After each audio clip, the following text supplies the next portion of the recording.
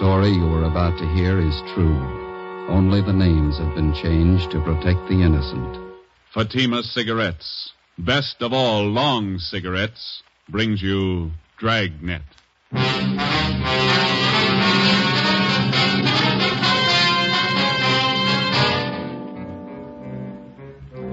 You're a detective sergeant. You're assigned to homicide detail. A woman has been shot to death. The apparent motive, robbery. The killer's still at large. Your job, find him. If you want a long cigarette, smoke the best of all long cigarettes. Smoke extra mild Fatima. Yes, Fatima is the king-size cigarette which contains the finest Turkish and domestic tobaccos superbly blended to make it extra mild, to give Fatima a much different, much better flavor and aroma than any other long cigarette. That's why Fatima has more than doubled its smokers coast to coast. Enjoy extra mild Fatima yourself. Best of all, long cigarettes. It's wise to smoke extra mild Fatima. It's wise to smoke extra mild Fatima.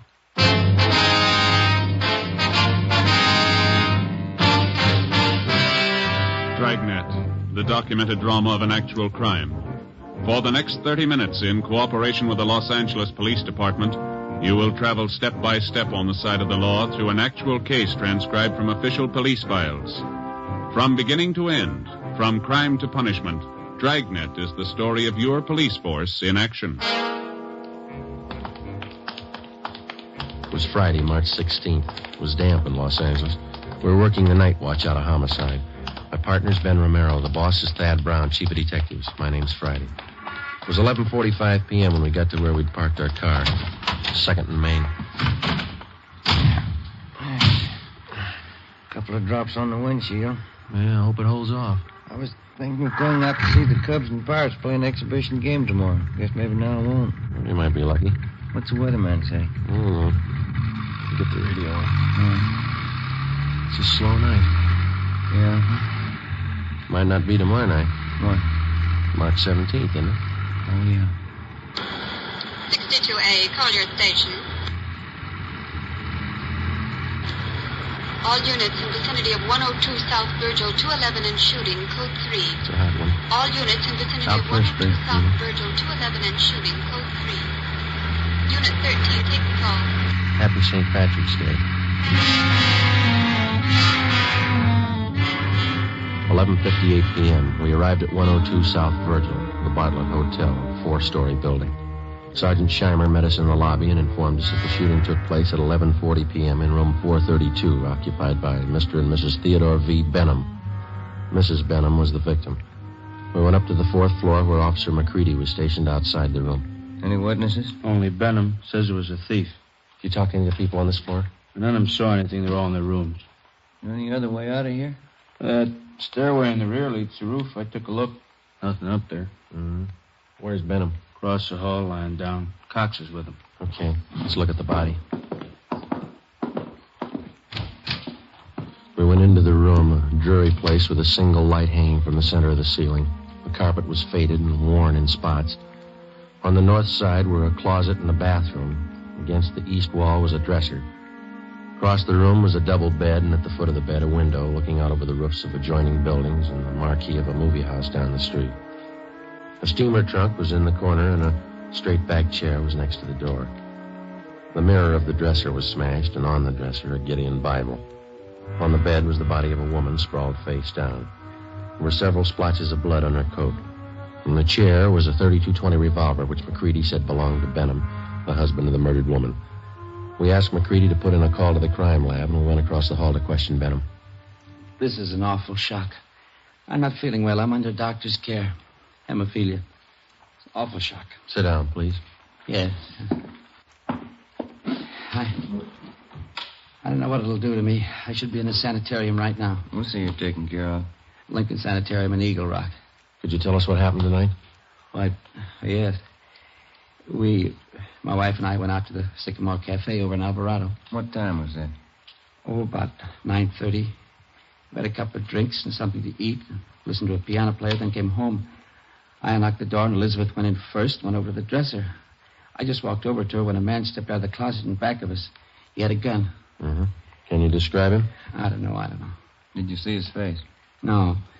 He had a blue bandana over his face, and he had a cap on, a blue and white check. Did you notice his clothes? No, I didn't. Anything else? He seemed very nervous, and he wasn't holding the gun still. My wife was opening her purse, and I said, well, I haven't got very much, but I'll give you what we have. Then he fired and hit Elizabeth. I pulled my gun from my overcoat and started shooting. Are you in the habit of carrying a gun? No, I'd noticed suspicious-looking men following me lately, so I bought one. Is this the gun here? Yes. Then what happened? Well, I fired all the bullets. I don't know how I missed. The room was small. He kept moving around all the time. Mm-hmm. But I guess I did miss. Then he ran out of the room. About how old would you say this man was? Officer, I haven't the faintest idea. See you a minute, Sergeant? Sure. We'll be back, Mr. Benham. This has been an awful shock to me. Wonder how his wife felt. McCready told us that Sergeant Scheimer had found a woman in the Nevada Hotel next door who might know something.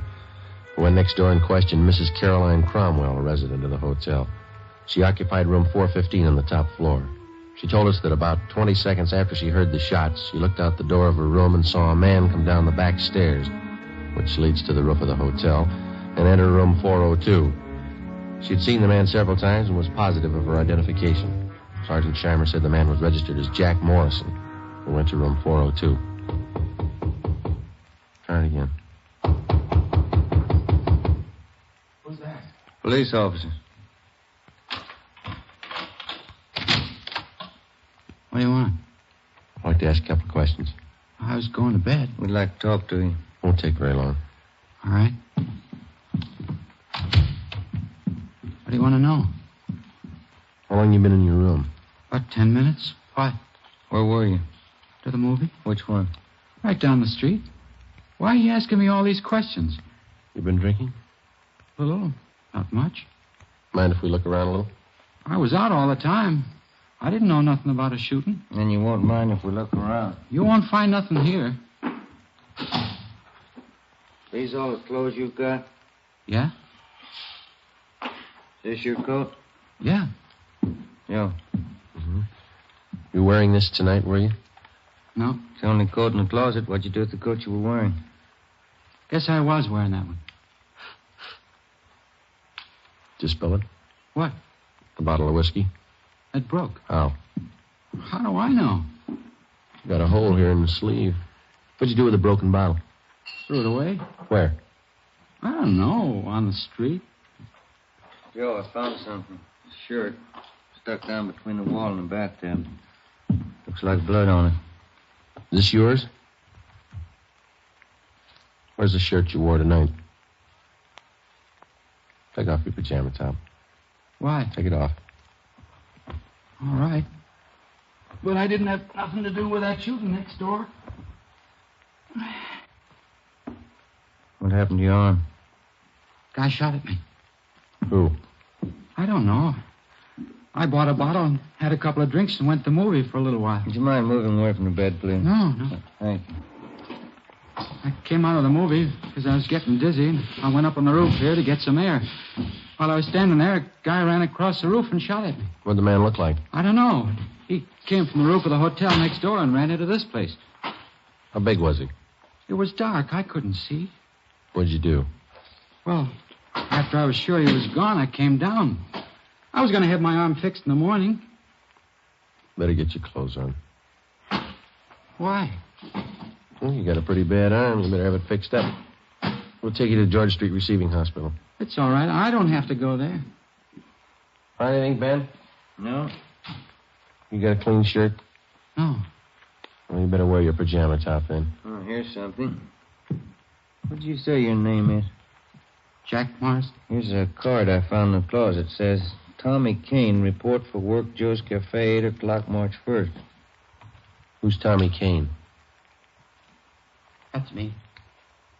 Where are you from? Elgin, Illinois. How old are you? I'm 22. Why'd you leave Elgin? No work. I've been bumming around. You ever been arrested? I was picked up on a vague charge a month ago. Here? Yeah. I don't know why you guys are bothering with me. When somebody gets shot, we bother. 1:30 a.m. We took Kane to Georgia Street Receiving Hospital, where they found that a muscle in his upper right arm had been severed and the right side of his chest was bruised. Before taking him to Ward 1300 General Hospital for further treatment, we took him back to the roof of the Nevada Hotel. Still trying to rain. Yeah. Well, where were you standing when you got shot at, Kane? Right over there. I was leaning against the bricks. Where'd the man come from? Out of that door in the other roof? Roof of the Bartlett Hotel? Yeah. Was he running when he shot at you? Yeah, he was. Where'd he run? Right across here where we are. Then he went through this door here into the Nevada Hotel. Did you notice anything unusual about him?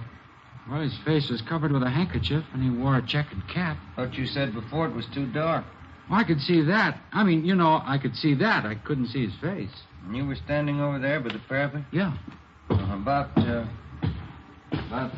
here? Yeah, that's it. Mm-hmm. All right, let's get over the roof of the Bartlett. It's a little high. Can I help you over? No. Come on, Ben.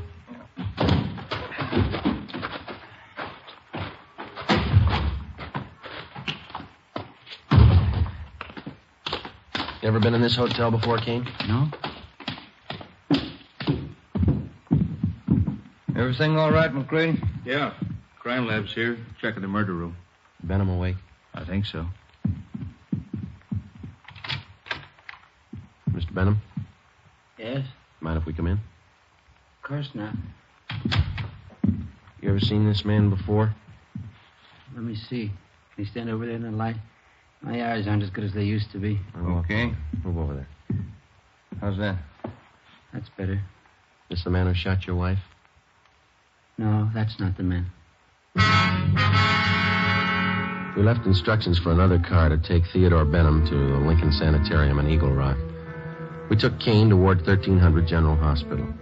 2:42 a.m. We arrived back at the Bartlett Hotel, where police chemist Ray Pinker had finished his examination. 3 slugs, .38 caliber, and 5 slugs, .32-20, were found in the mattress and the walls, all on the same side of the room. On the floor of the room were found a piece of white cloth and some brown threads. Ray Pinker returned to the crime lab while Ben and I made a search of both hotels, the incinerators, the alley, and all likely places for the missing .38. It was not found. 3:48 a.m. Ben went to the record bureau to check on any possible criminal record Kane might have had. I went to the crime lab to see what Ray Pinker had found. Nothing on this one. It's been a clean miss. And nothing on these 4 .32-20s. Mm-hmm. Where'd you find those? Dug the .38 out of the window frame. 32-20s are in the south and east walls. How about the others here? Well, on these 2 .38 slugs, I found minute portions of threads. They compare with the dress and coat worn of the deceased. Mm-hmm. Hi. Hey, Ben. I checked Kane's record. He told the truth. Nothing more than a vague charge, huh? No. How's this coming? There's threads on 2 of the .38 slugs. And on one of the 32-20s. Same kind of threads? Yeah, the same kind. 32-20, that's the gun Benham used. Yeah. Did you check the cloth yet? I will right now. Benham must have been shooting an awful while. Where'd you find that .32-20 slug, Ray? On the floor near the bed. Nothing on any of the other 32-20s. No. Yeah, this piece of cloth matches the shirt. How about the coat and those threads? Got only a couple of threads that might match. Let me have the coat. Here you are. We better have Benham take another look at Kane, huh? Yeah, I guess so. I could use a cup of coffee. How about you? As soon as we get finished. How about it, Ray? I've got to make it. Yeah, they match. Oh, that's it, huh? Oh, one more thing. Yeah? Fresh stains on the carpet of that room. What kind? Whiskey. March 18th, we picked up Benham at Lincoln Sanitarium and drove him to the General Hospital. 3 times he asked us to stop someplace so he could have a drink. We told him he'd have to wait. We arrived at Ward 1300 at 1:40 p.m., and Kane was brought out. Take a good look, Mr. Benham. No, that isn't the man. I'm sure of it. All right, Kane, tie this handkerchief over your face. No, this way. That's right. I'll put on this cap. Okay, now stand over there, please. Now, a little further. That's good. All right, Mr. Benham? You know, his eyes and forehead look a little familiar, but I don't know. Well, my nerves are all shot. I can't be positive. I'm a sick man. All right, Kane. Wish I could help you, boys. So do we. Come along, please. You don't have to take me back to the sanitarium. Just take me to a streetcar. I'll make it all right. We'll take you. Sergeant, Yeah, could I see you a minute? sure. Yeah? Did you notice anything when you first brought Kane out of the ward? No. You must have been closing the door. Yeah, I was. And that man, Benham, he winked at him.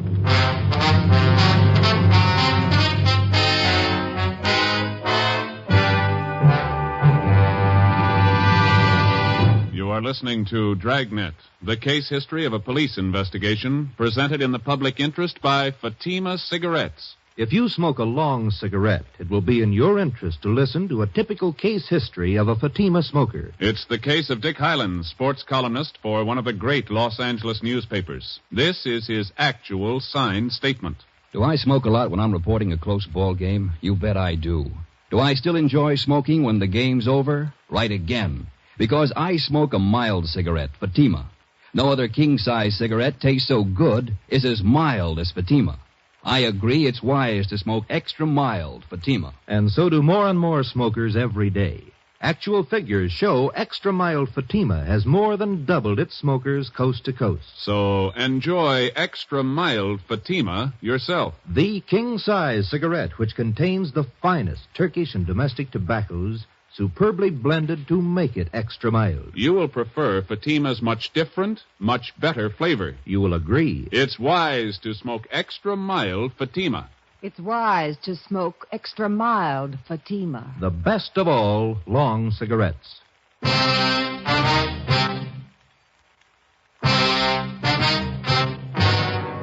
We took Benham back to his sanitarium. On the way, he asked if he could be excused from testifying at the inquest and preliminary hearing. We told him it couldn't be done. 7 p.m. Ben and I returned to the general hospital and took Kane into a small room adjoining the prison ward. After 3 hours of interrogation, he stuck to his story. Cigarette, Kane? Thanks. How's the arm? All right. Hurts a little now. When you guys going home? When we get a straight story. I've been telling you all I know. Yeah, you've been telling us the same story for 2 days, but it doesn't hold water. What do you mean? How do you account for the fact that parts of your clothing were found in that room? I told you before, you must have made a mistake. No, it's no mistake. And Mr. Benham's starting to think he recognizes you. What? Why'd he wink at you? He didn't wink at me. We got somebody here who saw him. And he seems to think whoever did the shooting didn't take the gun with him. When we drove him back to the sanitarium, he asked us if we found it yet. He thinks we will. How long has Benham lived in L.A.? A long time. How long? Why do you want to know how long he's lived here? Is a dead woman really his wife? Well, certainly she's his wife. Why? Where's he been since the shooting? In the sanitarium in Eagle Rock. What's the matter with him? Hemophilia. You know what that is? No. You sure that was his wife? Positive. She wasn't a stool pigeon? Stool pigeon? Where'd you get that idea? You guys never saw her before? Never. You never heard of her? Kane, what's eating you? Did you check on her? We always do.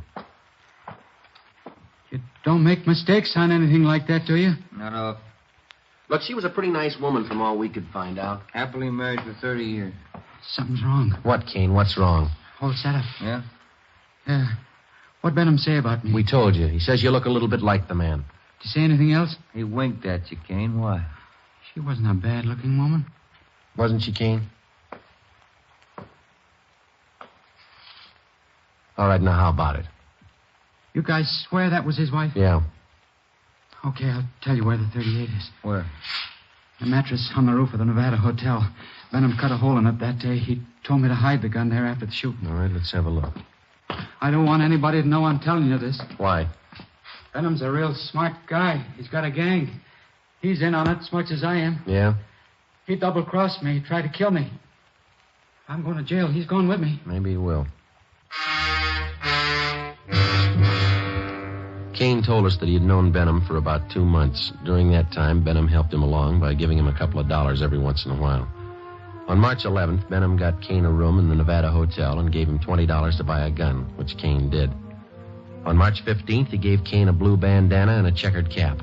On March 16th, he told Kane that he'd been sent by a gang in Chicago to kill a woman who was a stool pigeon. He promised Kane $100 for his help. Early that evening, Benham told Kane how to enter their room and where to hide. When they came home, Benham stood by the door. Kane stepped out of the closet and, after a few words, shot the woman. As he moved toward the bed, Benham started shooting at him. Kane ran from the room and hid the gun in the mattress on the roof, then went to his room and flushed the cap and bandana down the drain. 11:15 p.m., Ben and I found the gun where Kane said it would be. .38 Special Detective Colt revolver, 2-inch barrel, number 381327. 11:52 p.m., we checked and found no evidence that Benham belonged to any kind of a gang. March 19th, 9 a.m., Ben and I reported into homicide and picked up Captain Steed. We went over to Dr. Wagner to learn his autopsy report. It showed that the deceased had been shot 3 times. 2 .38 slugs and 1 .32-20 were recovered from the victim's body. They were initialed for evidence. 8 p.m., Captain Steed, Ben, and I went to the sanitarium and told Benham that there were a few angles we wanted to clear up before the inquest next morning. Benham got dressed, and we drove back to the Bartlett Hotel. It was raining. I'm still trying to remember what happened. I was very shocked that night. Yeah, I suppose you were. Well, sometimes my memory comes back for a little bit. The red light? Yeah, I see. You know, the man who did the shooting knew you lived in room 432, and he knew you'd be gone that night. How do you suppose he figured that out? Well, I've been noticing that a lot of men have been following me. Suspicious-looking men. I told that to Sergeant Friday, didn't I, Sergeant? Yeah, that's right. Must have been one of them. You ever give money to characters on the street so much they might follow you? Hey, that must be it. Many times I used to do that. I'd be nice to them, and they'd try to make friends. You remember any of them? Yeah, I do. There was a man Dorsey, and Jolly Swanson, and a fellow named Lane. Kane? Yeah, that's it, Kane. There you are. The young man you took me to see in the hospital. I'm thinking, I believe that's Kane. Are you sure? Quite sure. He's the burglar. What makes you think he was a burglar? Well, what else would he be? He didn't rifle any of the drawers or steal anything, did he? Must have got there just before us. Did you have anything important there? Yes, some insurance policies. And your wife? Yeah. How much? Oh, one policy for $4,000 and 2 for $2,500 each. Who's the beneficiary? Why, I am. We took Benham up to room 432, where he got out the insurance policies on his wife and showed them to us. Then Captain Steed asked him to reenact the shooting. Benham acted as the killer, I played Benham, and Ben acted as his wife. Well, the man was over here in the closet. My wife and I came in that door, and then my wife went over to the dresser. Oh, over here? Did you turn on the light? Oh, yeah, and then I closed the door and went over behind her. Like this? Oh, she was closer to the bed. Here? Yeah. Were you standing next to her? Yeah. Did you start to take off your coat? Well, I was just going to when this man stepped out of this closet here. How far? Oh, here. Yeah, right here. And then what? Well, he held the gun in his hand and asked how much money we had. Elizabeth said we didn't have much. From here? Yeah, but she turned around. Like this? Yeah, that's it. What happened then? Well, then I said I haven't got very much, but I'll give you what we have, and he started shooting. Yeah, but you said before that your wife started looking in her purse. Yeah, that's it. She did. I forgot. And that made him think she was going after a gun. How do you know? Well, I suppose that's what he thought. He shot, and Elizabeth fell on the bed. I pulled out my gun and started shooting, and the man ran out the door, and that's all. That's exactly what happened, huh? Just as I remember it. Will it help you? Not very much. What's the matter?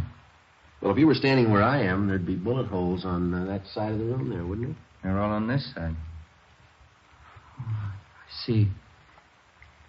I got it. Come with me. Where are you going? On the roof. What for? I want to show you something. It's raining. There are 2 umbrellas in the closet. I'll get them. Why do you want to go up there? I think I know where that gun might be hidden. I'll bet it's there. Here, you take this umbrella. Thanks. We'll take this one, Captain. Let's go.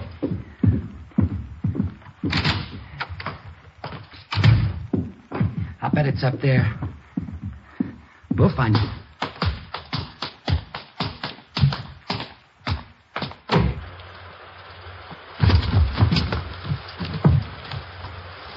You got your flashlight, Ben? Yeah. Should be around here somewhere. What? The mattress. My wife used to take sunbaths on it. Where would it be? Well, just about here. I don't see any. You sure it's up here? I bet it's on the next roof. Didn't you say Kane lived in that hotel? He probably moved it. Hey, flash your light over there behind that elevator shaft. There? Yeah, there. You see it? We have to climb over this parapet to get on the other roof. Watch it, Cap. It's pretty slippery. Okay. Yeah, it is slippery.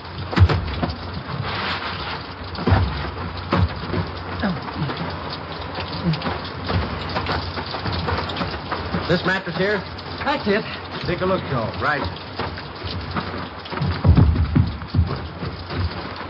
No, nothing here. Did you look all around there? Did you look in the corners? No. Well, that'd be a good place to hide a gun, don't you think? Here, let me see. Might be a hole cut in one of them. No. Maybe the other corner. No. Or maybe this one. Yeah. You see, the mattress has been cut. No. No, it's got to be here. Where is it? It's here, I tell you. It's here. I know it's here. I'll find it. I'll find it. You wait. You'll see. I'll get it. I know it's here. I'll find it. You wait, I'll get it. I'll get it. It's getting wet, Joe. We got the 38. Kane told us about it. You ready to talk? Yeah. Insurance. That why you did it? Yeah. I'm a sick man. Let's go, Benham. On your feet. All right. They played that ball game the other day. Yeah? Who won? Pirates 8-7. Sure do like baseball. Must be a real nice business. Yeah. Fans only yell if they never do it. What's that? Kill the umpire.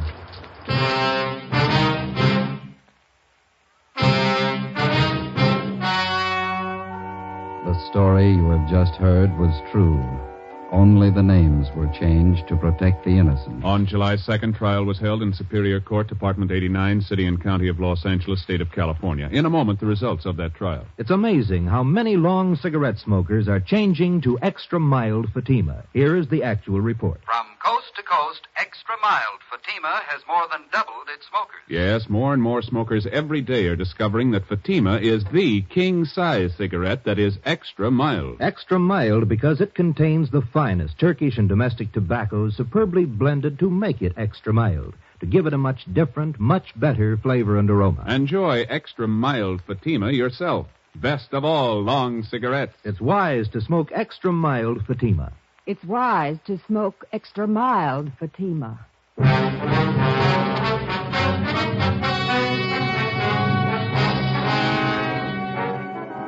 Thomas Kane was convicted of second-degree murder and received a term as prescribed by law. Theodore V. Benham was convicted of first-degree murder and assault with a deadly weapon. He received a life sentence and died in prison 1 year later.